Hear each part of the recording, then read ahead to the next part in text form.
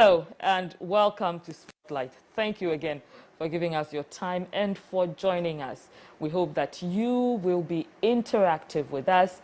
If you find yourself asking certain questions, if you find yourself needing certain answers in the process of this discussion, please go to our social media on MX24GH on all platforms, Twitter, Facebook, Instagram. Leave us a message. Leave your questions. We will respond to you as best as we can. Now, unemployment as of 2020 stood at 4.51% of the total labor force. The unemployment rate, as we know it, is always a percentage of the country's labor force that are without jobs but are available to work and actively searching for work. So if you're not working and you're not actively searching for work or you're not available, it's impossible to include you in unemployment calculations.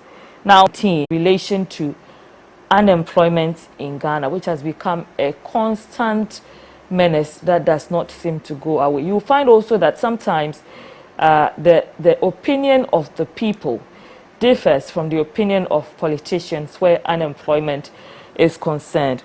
Now, during the vetting of the minister-designate of Bafo Iwa, he stated that the Akufo-Addo government has created some 3 million jobs as of September 2020. Why are the figures so contentious? Our resource person today to guide us through the discussion is Dr. Patrick Esuming. He's a senior lecturer at the University of Ghana Business School. He's also one of my former lecturers. Dr. Esuming, welcome to Spotlight. It's an honor to be fantastic. So if you're just joining us, we are delving into unemployment figures, the how, the why, the when, and what if of unemployment figures in Ghana. Before that, we'll take a quick breather, and when we come back, we'll take a quick recap of the minister-designate's comments concerning employment and unemployment, and then we'll proceed with the discussion. Stay with us.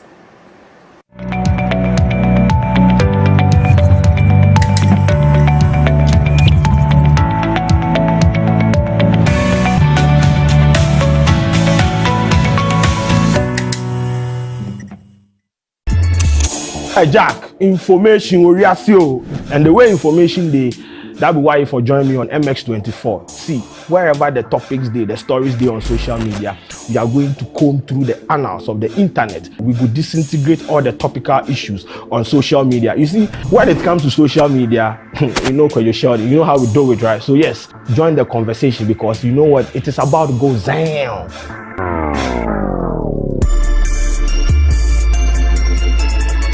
Opinions are like onions. Everybody has one. Abortion is a no-no. As a human being, you must take responsibility for all your actions and inactions. Your misjudgment shouldn't be enough grounds to take a life. No. I disagree with you because look, if you do not legalize it, people will go to quack protests anyway who might end up not just kill the baby, but the mother as well. Why should I waste my time joining a long queue under the hot sun to vote for a political party, knowing very well that nothing would be achieved at the end of the day? Something will be achieved. It's your civic responsibility to turn out.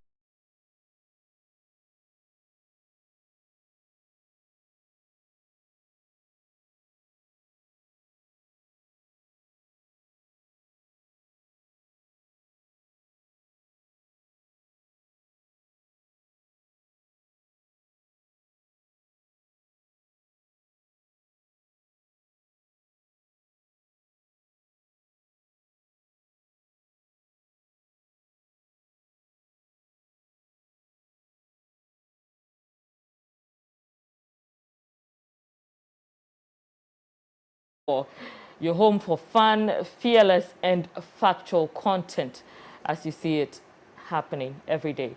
Now, before we delve into interrogating the arithmetic behind employment and unemployment in Ghana, let's take a recap of the Minister-designate Ignatius Bafo Iwa's comments on the subject. Mr. Chairman, the nominee said that NAPCO is not under him directly, but you were always reporting on number of jobs NAPCO has created anytime you met the press. So why are you saying today that NAPCO is not? I know that it's not directly under you, but you have been accounting for number of jobs NAPCO has created. And they say there's a industrial unrest in the teaching center. It's also fall under your domain. So why do you mean by NAPCO recruitment doesn't fall under you? Mr. Chairman, my second question is. So all that was not part of your question? Just to draw his attention. Oh, no, that as a labor minister, in one breath you are reporting how many jobs, but you don't want to account for it. Mr. Chairman, my second question. On February 1st, 2017, 1st May 2018, the Honorable Minister is quoted to have said that Akufo-Addo's government has created 1 million jobs so far. Can you tell this committee how many jobs Akufo-Addo's government has created by the end of 2020? Thank you, Honorable Chair.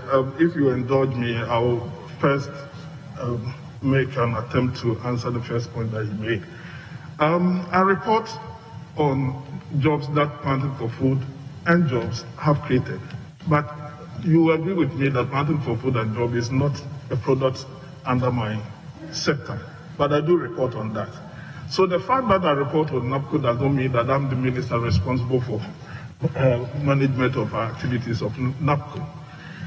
But on the number of jobs, yes, it is true. On 1st May 2018, I indicated that the government of Nana Addo Dankwa Akufo-Addo had created approximately 1 million jobs.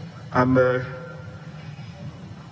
even though I don't have the exact figures for end of 2020, the last time we reported on was in September 2020, and then the figure was around 3 million jobs.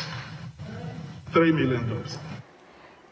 So that was the vetting of the Minister Designate for Employment, Honorable Ignatius Bafo-Ewua, responding to some questions posed by the Appointments Committee. And even within the committee, you could see the figures were quite contentious. Now, Dr. Sumin, welcome to Spotlight again. Thank you. In the last few years, to begin with, we had the financial sector cleanup, which reportedly created a lot of unemployment. Again, went into COVID fallouts, which created a lot of unemployment. How long before we see a reflection of that in the data? Also, is it even possible to create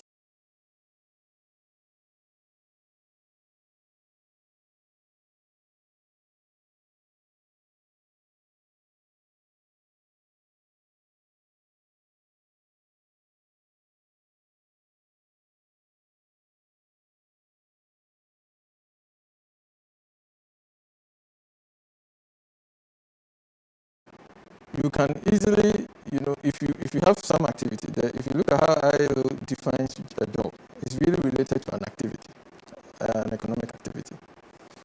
So let me give you an example.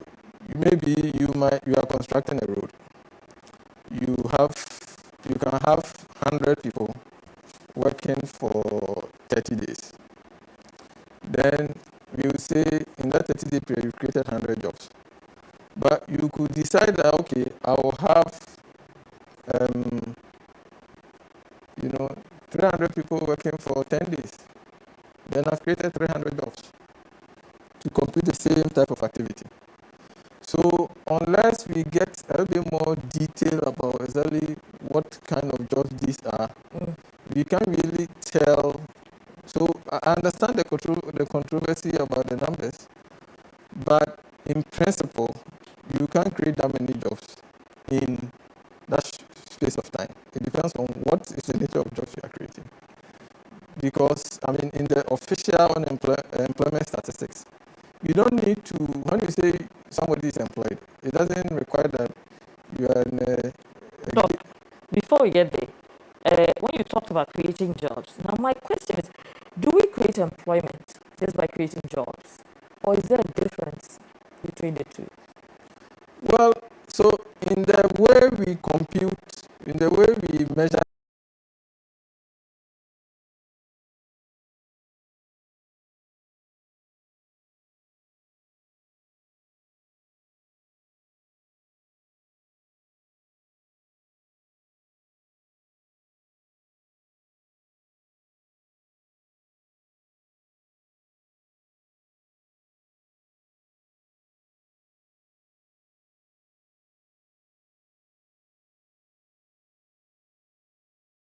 Of the unemployed force is that?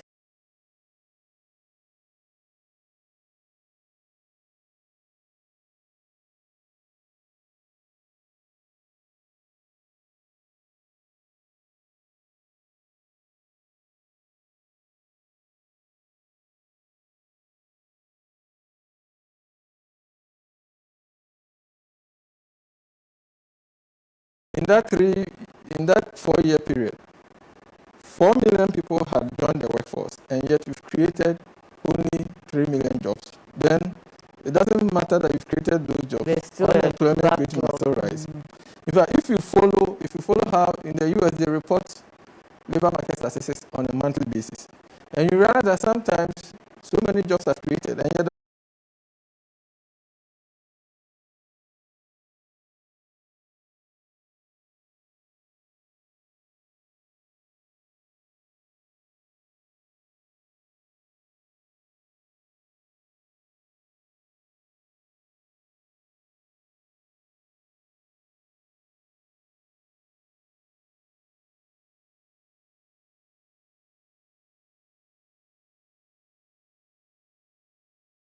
Ghana Sky Service, who is a specialized agency for that, maybe the level of contention would have been different. And also, it's been reported that we haven't really seen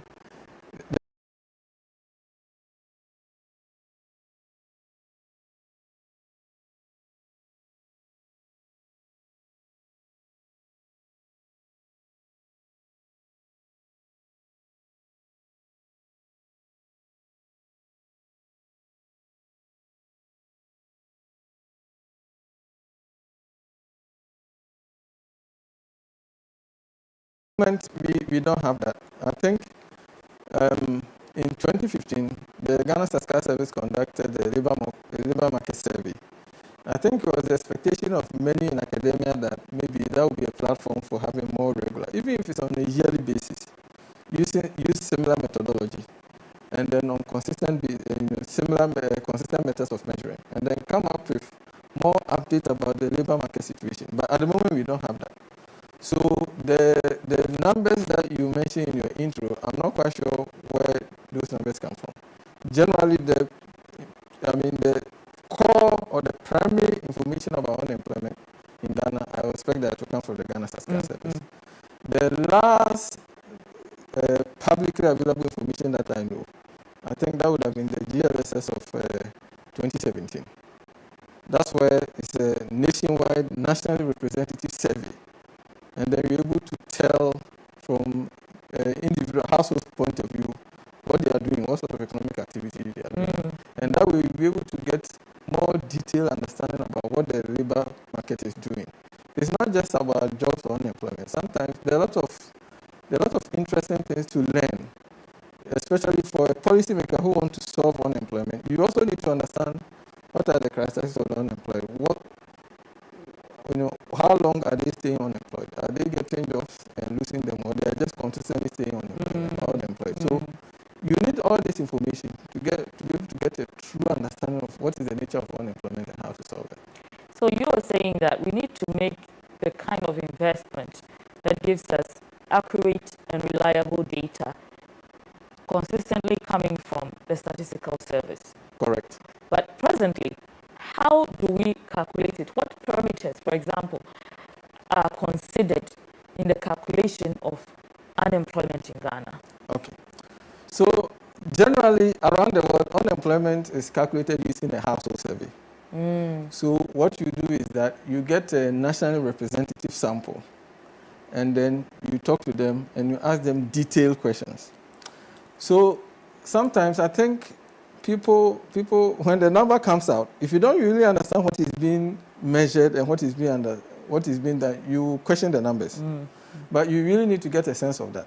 So to understand how the unemployment rate is calculated, you need to understand also how employment is calculated. Because the unemployment rate is the fraction of the labor force that is unemployed. The labor force itself is broken down into those who are employed and those who are unemployed. So in computing the unemployment rate, those who are employed is included. Okay. So because you need them to figure out the labor force. Yes. The labor force is the denominator. So what happens is that currently, and this is done around the world, what the Ghana Statistical Service is doing, it actually follows, ILO standards. And that is to first figure out who are those who are employed.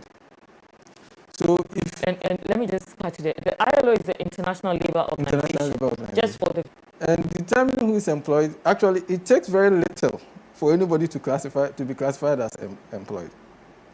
So you have to, in the Ghana Statistical Service, they ask about 7 questions about your current economic activity. So you ask about those who are working for pay or those who are working for themselves.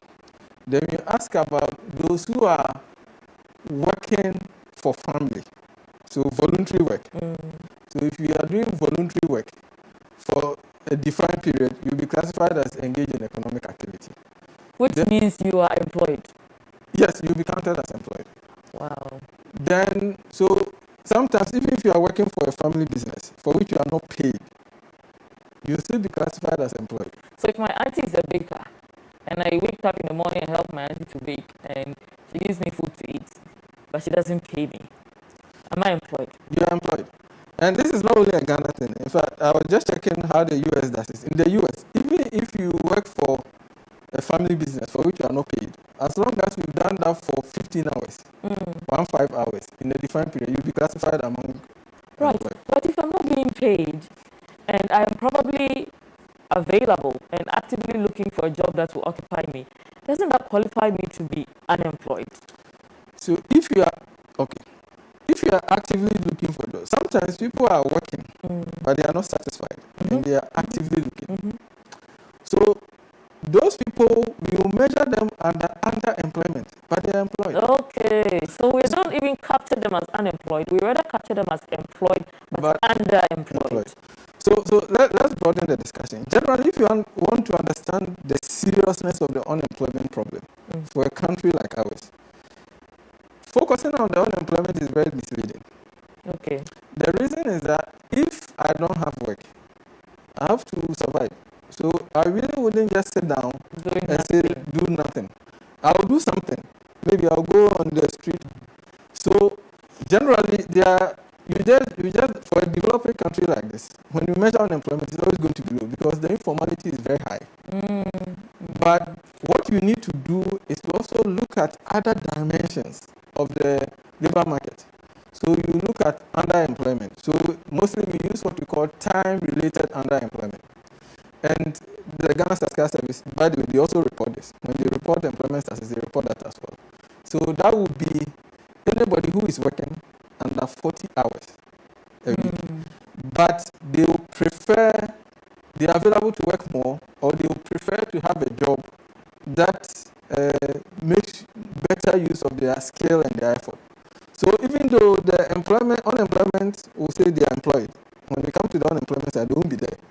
But when we look at underemployment, then we see that actually this person is underemployed. That is also a part of labor underutilization.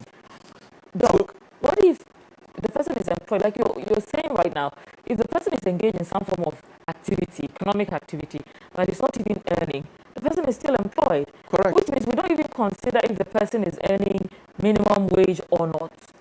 No. So in terms of, there's, when you are reporting labor market statistics, you have to report employment, unemployment, then you have to report what is happening on the hours, the number of hours. Because sometimes what people will do is that in a crisis like this, and the Ghana Statistical Service has reported information that shows that in response to the COVID, a lot of businesses didn't actually fire workers. Only about 4% of businesses reported that they fire workers. But what they did is that they cut down their hours and they cut down their wages. But that will never show up as saying unemployment has gone up because they are still working. But what you need to do is to try to understand the health of the labor market. You need to complement the unemployment 17 when the Ghana Statistical Service released the Ghana Living Standard Survey. So it found out that almost a quarter of those who were employed were underemployed. So if you simply look at the unemployment rate, which I think nationally was reported around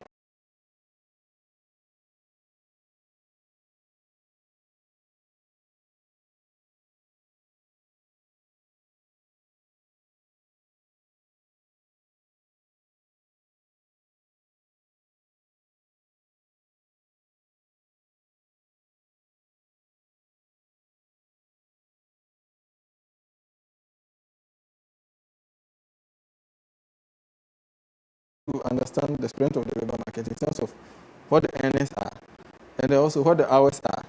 But, in terms of understanding whether people are getting jobs, how the dynamics of the economy, you need to take all those things into Well, you mentioned something that's informative. You said that in an informal economy like ours, it's easy to miscapture because there's a lot of informal activity. Doesn't that mean we should be fine-tuning our methodology to be able to get a truer picture of the situation? So, no, the method we have actually captures informal workers. Informal. They will be captured as employed. So what that means is that the refinement you need to do is not to throw away the unemployment measure, but to look at other things that will show that there are weaknesses in the labor market. One of them is what we call the labor force participation rate. There's something called labor force participation rate. So you look at the fraction of the people of working age who are actually in the labor force. Because sometimes what happens is that, people will drop off. They'll give up the search. At that moment, they may not be captured as unemployed. So you have to look at labor force participation rate. What fraction of the working age are actually in the labor market trying either working or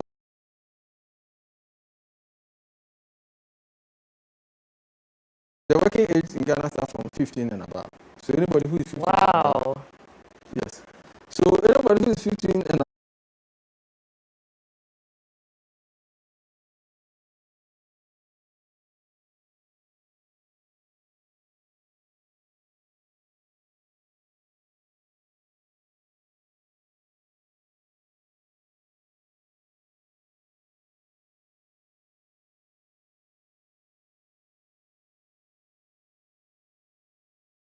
when people talk about child labor, they are looking at people who are below 18.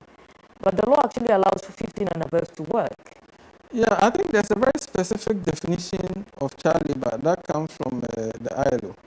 So I can't quote back what they do, but you see, if depending on your age, there's some level of activity that may be permitted, and if you exceed that, then you'll be considered as being in child labor. But so this 15 thing, even in the US, the working age starts from 16. Ours we start from 15.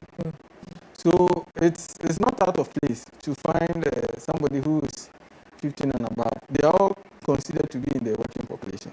So the unemployment number will capture them.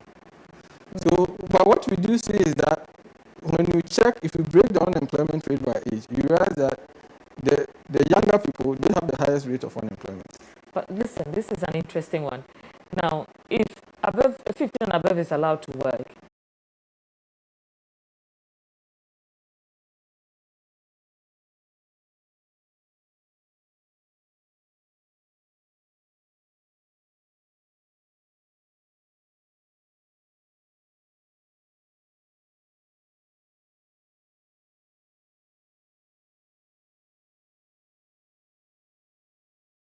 the process. We just want to know, yes, the workforce and understand, those who are working and those who are not.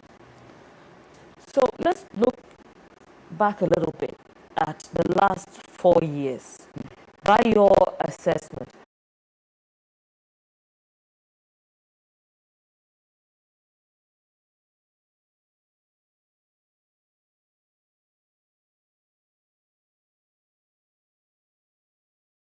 sector. What the private sector has been doing is very difficult to get a full sense of. Sometimes I think the Bank of Ghana, to get a track of how the economy is doing, they look at job advertisements in the newspaper outlets and various outlets to get a sense. So you could look at that and get a sense of, what is the level of economic activity. But that is no way representative because, there are a lot of jobs, people get jobs that don't get advertised. So if you simply use that, that's why the Bank of Ghana, they use it for a specific activity, not to tell the rate of job creation or the rate of unemployment, because that's not what it's designed for. If you really want to keep proper track of, the jobs we are creating and the labor market situation, we need to have a consistent establishment survey. But also in our sector like this, we have to supplement that with a consistent household survey, because if you look at the establishment survey, it will look at formally established firms and then get information about on daily basis what new positions are they creating. That will tell you in the US that's how they capture jobs. So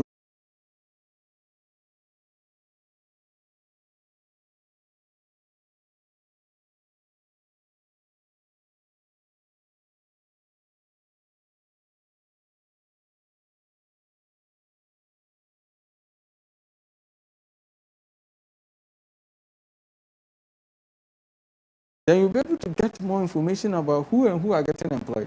And on the business side, you also get information about what jobs are being created and which sectors are creating jobs.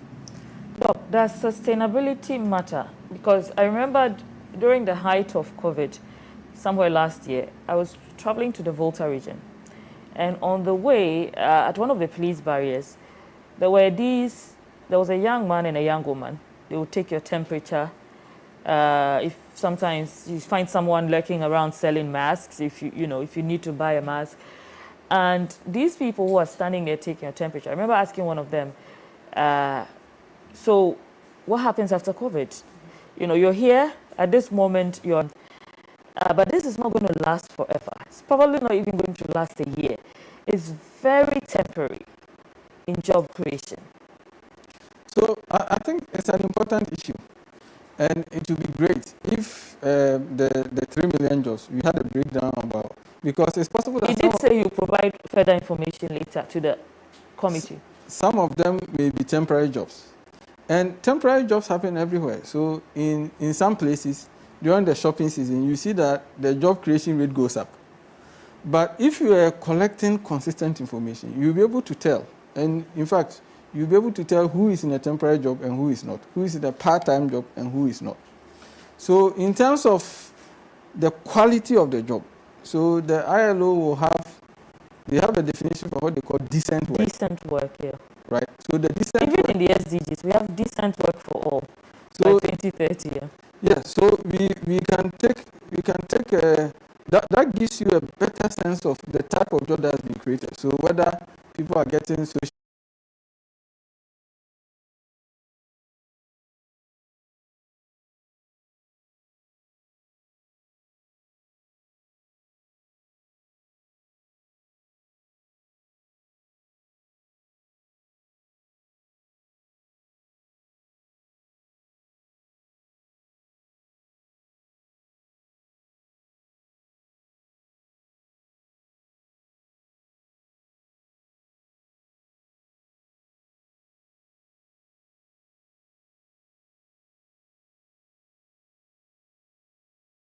Probably while I speak, the person is already out of employment. So, from the individual's point of view, that's what they want. They want a job that they can expect that they will be in this job for a long time, and they will have sustained level of incomes. We cannot say we are going to focus only on the long-term job. market, who those jobs actually fit better. Because maybe there are students who are on holidays, they all play their role. What we need to do though is that we need to collect information that will allow us to say that, okay, this is the number of temporary jobs that have been created. This is the number of long-term jobs that have been created. This is the number of part-time jobs that have been created. But we cannot simply, we cannot discount those jobs. Those jobs play their own role in the economy. If, for example, we look at formal employment, what exactly would we be looking out for when you mention decent employment? Let's say me, for example. How would we decide if I'm decently employed? Okay, so it's a very specific definition that the ILO has given. So part of it is that the salary that comes with the job is enough for you to live a decent life, to meet your basic necessities. That's part of it. So if you have a job and it can barely make ends meet, it will not qualify as a decent job. Then there is something about opportunity for growth and development in the job, so that you are not static, because as a human being you need to make progress. So that is also an element. Having a social security that comes with a job, so that when you go on retirement, there's something for you. And then so there are about 7 different dimensions that they look at before they will say decent jobs. So we can decide that we collect information that will tell us, okay, how many jobs in total, how many jobs can we legitimately say they are done, and so forth. But it's up to us as a society to decide what do we want to do. Obviously, most Ghanaians will want to have decent jobs, but we cannot create decent jobs at a faster pace. And frankly, like I've already said, sometimes you need jobs that fit the needs of people. Some people simply want a temporary job for whatever reason. Some people want to be in part-time because maybe they are doing other activities at home, or for whatever reason. All of those are jobs, and all of those are good for the economy. But in this situation, if I'm not decently employed, will I be counted as underemployed? So technically, you could be classified as, you may or may not be captured as underemployed, because the underemployment is time-related and very specific. Somebody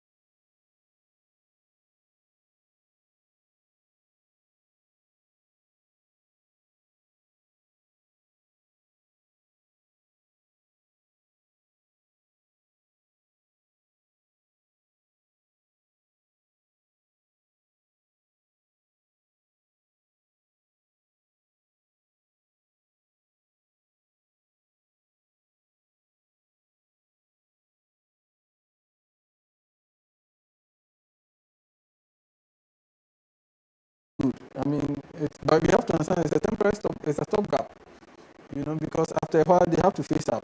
If they phase out,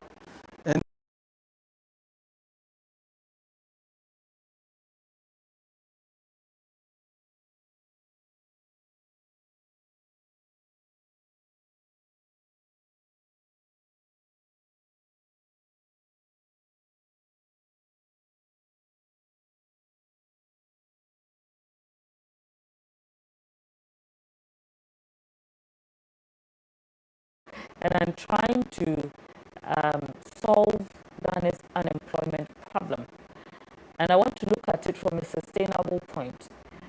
What should I be looking at? What kind of jobs should I be looking at creating? Or what quality should I be looking at putting out there that will long term, solve the problem in the long term? well, then we back to the private sector. The people who are employing, majority of them are private sector people. And if what they are doing is not growing and is not profitable, then obviously you can't expect that they will keep people in employment. Because, there has to be sustainable economy where we buy too many things that are foreign, we are simply creating jobs for foreigners. If we buy more Ghanaian things, then we are creating more demand. That gives opportunity for local producers to keep expanding and hire more people. This is an interesting point, but before you expand on it, I want us to go for a quick break. If you just joined us, we're discussing the science behind employment and unemployment figures in Ghana. Dr. Suming is our resource person. He's a senior lecturer at the University of Ghana Business School, and he just touched on a critical point of employment, sustainable employment, all of that. But we'll go for a quick break, and when we come back, he'll expand on that point. Stay with us.